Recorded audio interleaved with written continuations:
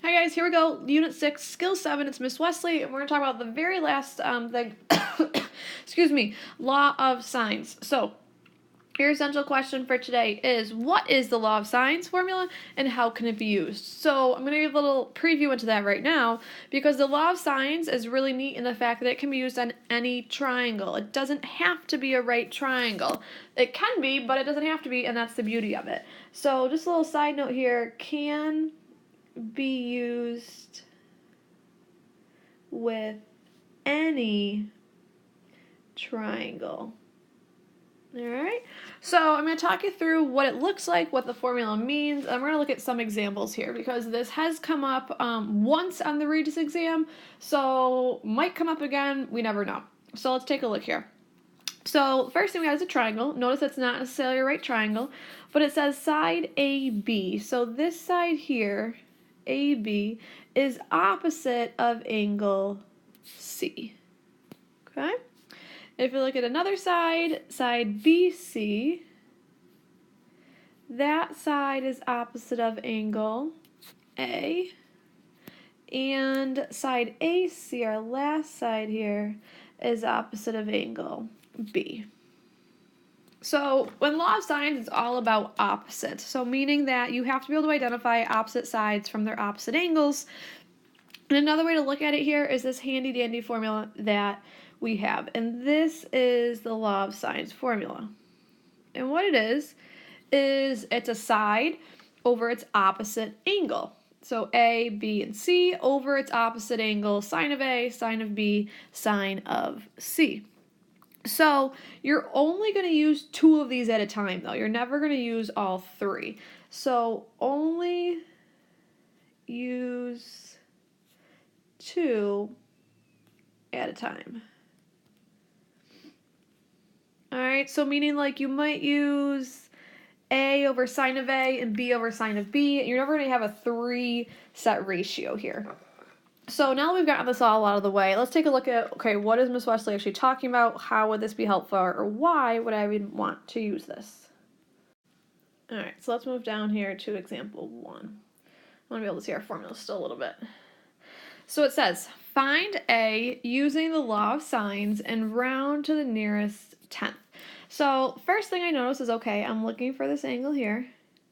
And I'm not going to draw in like OA's and H's anymore because it's not a right triangle. But what I do know is that I have a 60-degree angle, I have a 75-degree angle, and remember, if you know two angles, you can always find the third because we know they all have to add up to 180. So the first thing I'm going to do here is I'm going to say, okay, 180 minus the 60 minus the 75, and that's going to leave me with 45 degrees.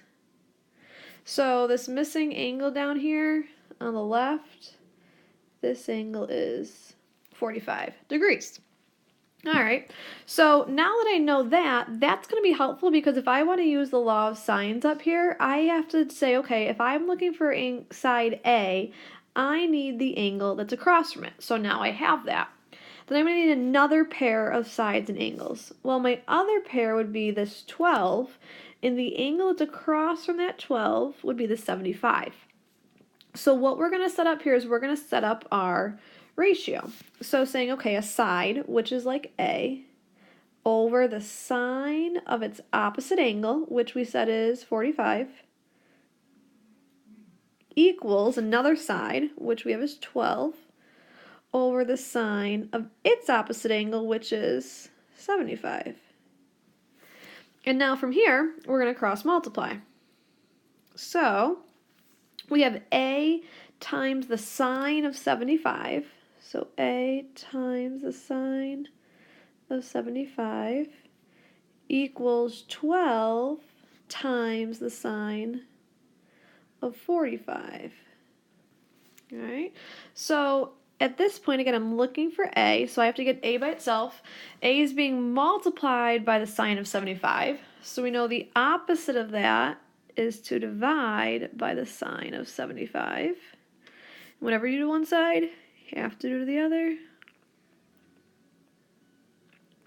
So these two signs over here on the left, sine of 75, would cancel. So what you're going to type into your calculator is this right here. You're going to type in 12, can't write and talk at the same time, type in calc. So you're going to type in 12 times sine of 45. Make sure you close that parenthesis for the 45. Hit divide, then do sine again using your trig button of 75. And when you do that, you're going to be left with, or when you type it in, I should say, you're going to get A equals 8.78. What else do I got there? 46. It said round to the nearest tenth though, so tenth means, okay, I need one decimal place. If I look next door, that 8 is going to bump the 7 up, so my final answer here would be A equals 8.8. And there you have it.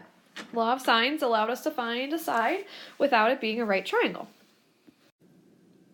So now let's take a look at this example 2 here, where we're being asked to find the measure of angle A and round to the nearest tenth of a degree. So this time we're looking for an angle. So we're looking for angle A, which is over here. So I'm going to put a little X on that spot so I know that that's what I'm looking for.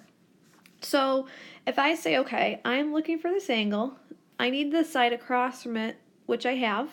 And then I would have to have another pairing. Well, I'm in luck here because 42 and the 7 are across from each other. So when this happens, when you have opposite angles and sides like this is your clue that you can use the law of sines. So I'm going to take a second and set up my ratios here. Let's go with a different color this time. Alright, so I have 8, because that's my side, over the sine of x equals, my other pairing was 7 over the sine of 42. Alright, so again, side over angle, side over its opposite angle. From here we're going to cross multiply. So my next line is going to look like, doesn't matter which order you write here, but I have 7 times sine of x equals 8 times the sine of 42. Alright? So our goal, remember, is to get x by itself. So sine of x is being multiplied by 7. So the first thing I have to do is I have to undo that multiplying of 7 by dividing by 7. So I'm now going to be left with sine of x equals 8 times the sine of 42, and that whole thing is all over 7. Well, we're looking for an angle. So remember, when you're looking for an angle, you have to do the inverse. So meaning if I want to get x by itself, I have to do sine inverse of this entire thing here. So after I do trig, I pick sine inverse. I'm going to then type in 8 times the sine of 42 divided by 7. So this is what you need to type into the calculator. Alright, so if you're not sure how to type that in, or you want to call Miss Griffin or myself over to make sure you're typing in correctly, that would not be a problem at all. We'd double check it for you. But after you've done that, and again, take a second to make sure you actually typed it in correctly, you're going to find that x comes out to be 49.88215. And again, if you're getting a different number than this, call us over, because maybe I typed something wrong, or maybe you just hit the wrong button on accident. It said to round to the nearest tenth, so meaning I need one decimal place. So 8, I look next door, that second 8's going to bump that 8 up. So meaning our final answer here is going to be, I'm going to go to the left because I'm out of room, x equals 49.8 bumps to 8, so it's going to turn into 49.9 degrees. Okay? Now, obviously, if you came out with an answer that's like 197, that's going to be wrong, because we're talking a triangle here, and all the angles in a triangle have to add up to 180. Or if you got like x equals 0.42, go back and check your work, because you probably just typed something in wrong. All right, now we're looking at some actual real world examples on the next page. So once you have this copied down, again, don't skip anything, please flip over to the next page. So here we go. This says, the accompanying diagram shows the plans for a cell phone tower that is to be built to be built near a busy highway. Find the height of the tower to the nearest foot. So if we take a look here, here's the tower. So our end goal is to find what is this height. So that's our end goal here. I'm going to call that X. All right. Now, in looking at this picture here, we have two separate triangles. So if I focus on the triangle that's formed by the tower, I have one angle. I have the 65, and we know that if we're trying to find a missing side, we have to have one angle, and we have to have at least one other side. And that's the problem right now. We don't know the base of this triangle, and we don't know the hypotenuse here. So we're not going to be able to find X right away, meaning this is going to be a two-step problem because we have to figure out either what the base is or what this hypotenuse is before we can find what X is. So that's going to lead me to focus on the triangle on the left. We know that we have this angle over here is 32. We know the distance between these two triangles is 100. And the first thing I'm going to say is I'm going to say, okay, if I know that this angle right here is 65, I should be able to figure out what this angle right here is. Notice that those angles are in a straight line. They're supplementary. So 180 minus 65 is going to leave me with 115. So I'm going to write that in, 115 degrees. And if we look at our steps here, that's the first thing you actually want to do, is you want to fill in all the missing angles first. So in my bigger triangle, I have 32, I have 115, so I can actually take a second and I can find what this angle up top is here, because again, if my pen will actually work for me, there we go. We know all the angles in a triangle have to add to 180. So if I go back and just show a little bit of work here. So the first thing we did is we find the angles. So for instance, we did 180 minus the 65 got us the 115. The next thing I'm going to do is I'm going to do 180 minus the 115 minus the 32. And again, I'm doing that because I have two angles. I'm trying to find the third angle up here. And if we do that, we're going to be left with 33 degrees. So I'll write that one in. And then if we look at the smaller triangle, the yellow triangle, we know 65 and we know 90, so we can actually figure out what this angle is up top as well. So one more time, 180 minus the 90 minus the 65, we're going to be left with 25 for that final angle over here. Okay? So step one is done. We filled in all the missing angles. All right, step two, and this is the important step. We want to find the length of the side that is in both triangles. So meaning we're going to look for here the shared side between the two triangles. So our shared side is going to be this side right here. And the reason that would be helpful is because that would allow us to find the hypotenuse in our smaller triangle, and as long as we have the hypotenuse, we can find the other side length since we know the other angles. So if I want to find this pink side here, I'm going to refer to that pink side as Y. Notice that my triangle left is not a right triangle, so I can't use SOHCAHTOA. So if I want the second thing I have to do to be to find Y, this is where my law of sines is going to come into play. Law of sines. Because if I'm looking for Y, this side is across from this angle. So the first thing I can set up is I can say Y over the sine of 32 equals, now the only other side length I have here is this 100, and the 100 is across from the 33. So my second ratio is going to be 100 over sine of 33. And now at this point, we can cross multiply. So we're going to have y times the sine of 33 equals 100 times the sine of 32.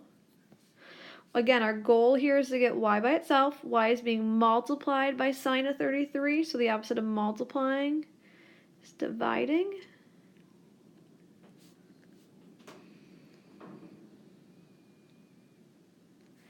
So these signs are going to cross off. So what you're left with to type in the calculator is what you have here. So in your calculator, you're typing in 100 times the sine of 32 divided by the sine of 33. And when we are done with that, we're going to figure out that y equals 97.2973. Okay? And you might be saying, well, Miss Wesley, can't we round that? It says the nearest foot. And here's a big, aha moment if you don't already know this. You do not want to round early, because if I round this early to 97, it runs me the risk of my final answer being off by either a decimal or a whole number. And you will lose points for that. So do not round early when you have a multi-step problem, whether it's an angle, whether it's a side length, whether it's the radius, no matter what it is, do not round early. Pretty. All right, so at this point, what we figured out is we know the length of this side now. We know that came out to be 97.2973. Our goal is to find the height of the tower, and we have this angle of 65, so we are all set to go and saying, okay, we can actually now find x since we have this 97.2973. So I'm just going to scroll down here a little bit. And of course, it didn't move how I needed it to move, but hey, it's actually going to work. So the next thing I was going to have you do, guys, is I was going to have you redraw just that triangle on the right there. So meaning that this was our 90-degree angle here.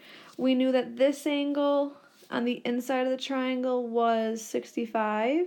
And then we know this angle up top here we said was 25.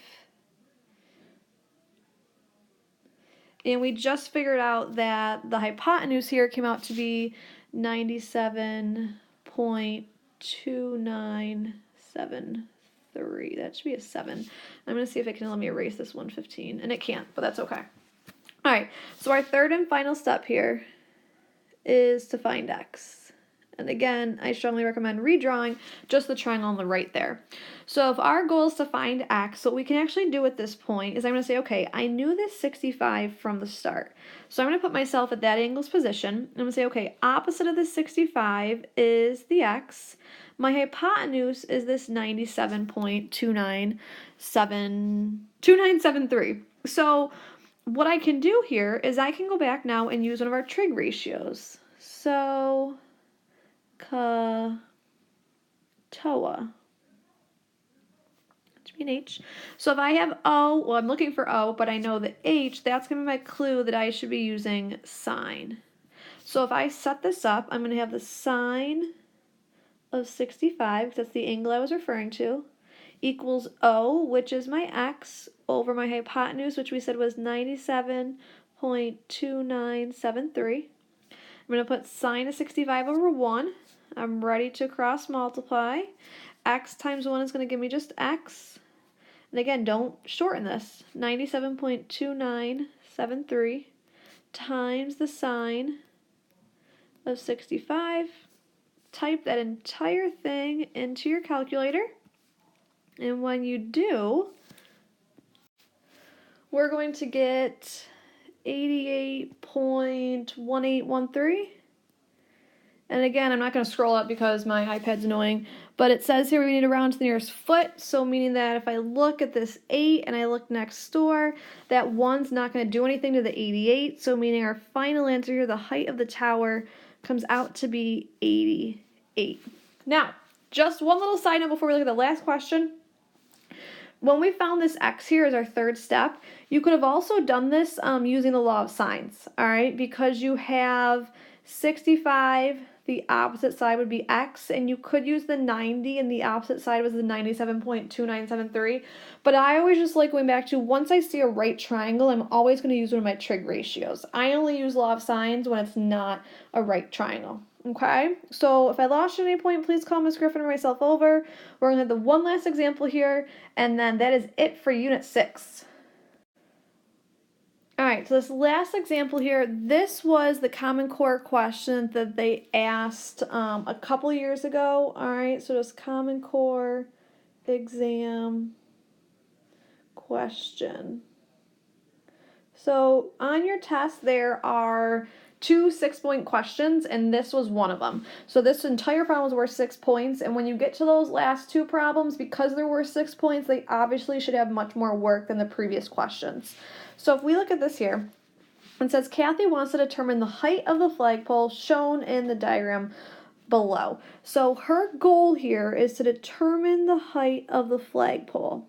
She uses a survey instrument to measure the angle of elevation to the top of the flagpole and determines it to be 34.9 degrees. So that's where this 34.9 is. Here's her survey equipment that she's using. She then walks 8 meters closer and determines the new measure of the angle of elevation is 52.8 degrees. So Kathy walked this 8 meters, and then from her new position here, the angle of elevation is now 52.8. It says, at each measurement, the survey instrument is 1.7 meters above the ground. So they showed that with this little thing here with the 1.7. Determine and state to the nearest tenth of a meter the height of the flagpole. So our end goal here, just like it was before, is to figure out this height, the height of the flagpole. So I'm going to let that represent our x. Okay? Now, we know the flagpole and the ground, those always make a 90-degree angle, so I'm going to add that in. And again, if we look at the triangles that we are given here, the triangle on the left, the one that I'm really concerned about, I don't know any other of the measurements. I only know right now a 90-degree angle. I know this 52.8 degree angle. So the first thing I'm going to do, like we did in the last problem, is I'm going to find all the missing angles possible. Because once you have that, you can then go back and find whatever side you want. So the first thing I'm going to do here, step 1, is I'm going to find angles. Alright? So the first thing we can do is we know we can do 180 minus 90 minus 52.8, and that's going to get me this angle up top here. Alright, so when we do that, we're going to be left with 47.2. Try and write that one in. 47.2. Alright, next thing I'm going to notice is like I said, we have this 52.8, so we can actually find the angle next to it because those angles are supplementary. They make a straight line. So 180 minus 52.8, that is going to leave me with 127.2. Alright, so I'll write that one in. And then again, since I now have the 127.2, I have this 34.9, I can go ahead and find what this missing angle up on the top here would be. So 180 minus 127.2 minus the 34.9, and that is all going to leave me with 17.9. Alright, so I'm going to write that one in. 17.9. So when thinking about the last problem, we said the next thing we have to do is we have to find the shared side between the two triangles.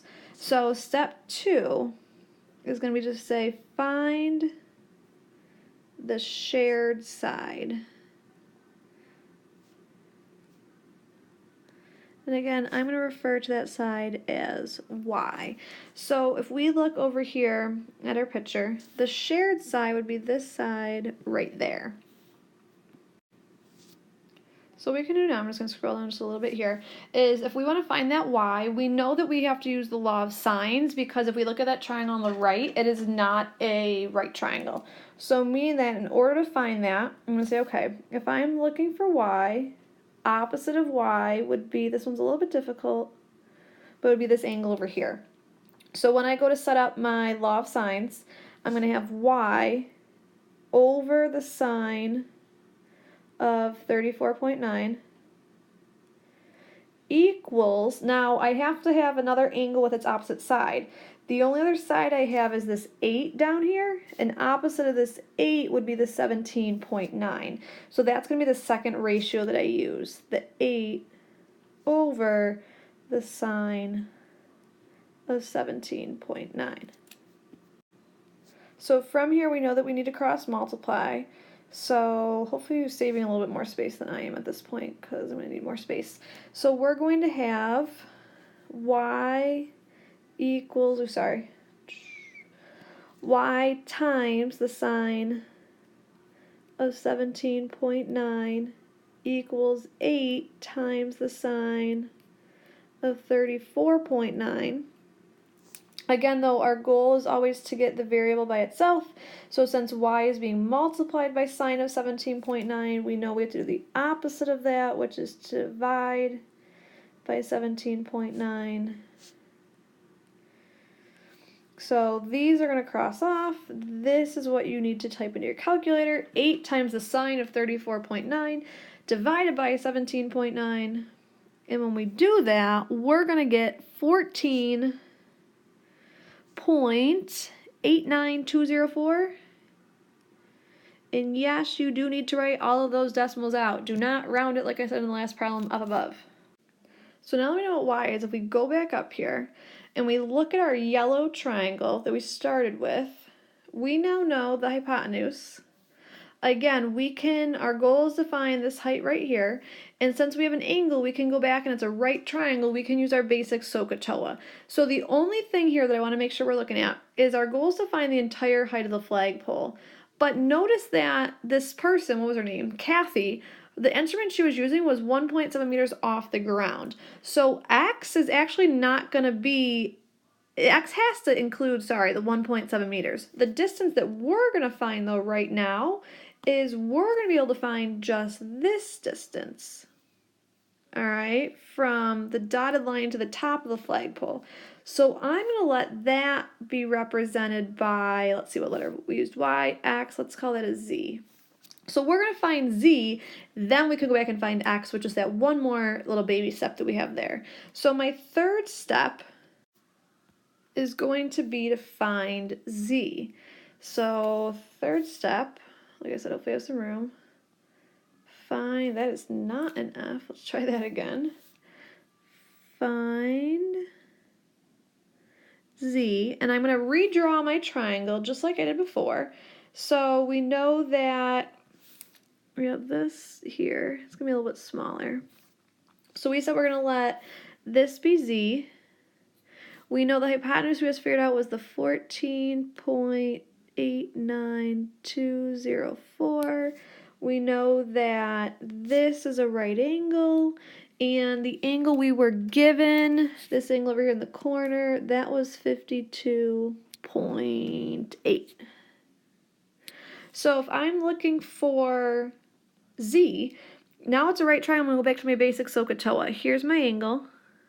So opposite of the 52.8 would be the Z. So that's my O. Opposite of my right angle is my H. That's my hypotenuse. So now we can use SOHCAHTOA. So like I said, I'm running out of space here. We'll get a little bit more space. So here's my SOHCAHTOA. Sine, cosine, tangent. Since I'm looking for O and we have the H, that means I am going to use sine.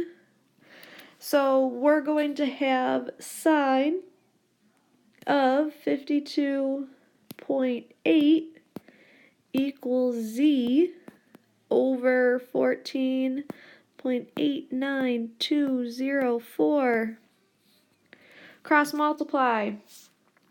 Z times 1 is just going to be Z. when you cross multiply 14.89204 times sine of 52.8. Again, write it all out. Do not skip any decimals. Sine of 52.8. We type that into the calculator. We end up with z equals 11.861,955. And again, if we think about it, so we're trying to find the height of the whole flagpole, which, again, I'm not going to scroll because my iPad's annoying. So we were missing the 11.86 is just from that dotted line to the top of the flagpole. Remember they were using a survey instrument that had a height of 1.7. So the last thing we have to do is we have to take our number down here and we have to add the 1.7 to it to get the total final height. So x, that's what I called it from the start, is going to be our 11.861955 plus the height of the surveying tool, which was 1.7, which is going to lead us to a final answer. Look at this. I'm like barely out of space here. Of 13.561955. Again, though, the question said to the nearest tenth, so meaning we only want one. Let me see if I can get this to scroll. Oh boy, no. Hold on. All right, so sorry about that. We just want one decimal, so if I look next door, that 6 is in fact going to bump our final answer up. So when this is all said and done, x equals 13.6. All right? So yes, that was a lot of work, but if you can remember here, the big things with these law of sine problems is your 3 basic steps. Find all your missing angles. Find the shared side using law of sines. Then from there, you make your right triangle and go back to your basic SOHCAHTOA. So that is it for our trig unit. We are done here with unit 6. Make sure you try those practice problems, get the CFU done, and then we are moving on to unit 7. See you then.